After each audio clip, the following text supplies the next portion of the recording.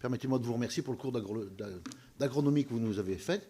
Ça fait quelques rappels ou quelques informations nouvelles pour certains, mais enfin, pour ce qui me concernait, c'était plutôt des rappels. Et quand c'est vous qui prononcez ce propos, il n'y a aucune discussion possible. Quelquefois, nous, on essaye de tenir un peu ce discours, mais avec beaucoup plus de modestie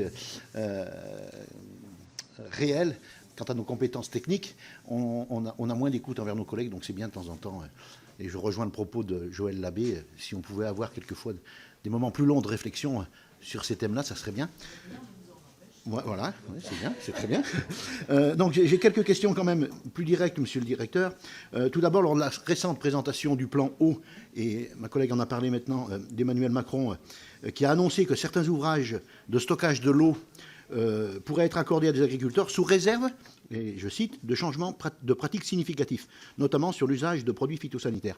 Quel regard portez-vous sur cette annonce et est-ce que ce nouveau en même temps, stockage de l'eau et réduction des pesticides, a été abordé dans vos recherches? Si oui, sur quels critères?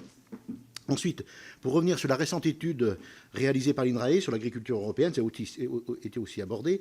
L'un des points particulièrement intéressants est que 2 des 3 scénarios agroécologiques proposés permettraient un renforcement de la souveraineté alimentaire de l'Union européenne.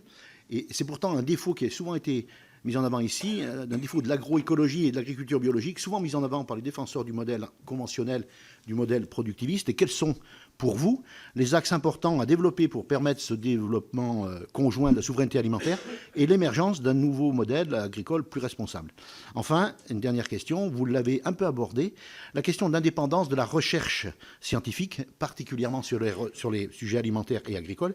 Il est revenu dans les débats ces derniers temps avec notamment les questionnements sur la crédibilité de l'ANSES, portée par son propre conseil scientifique.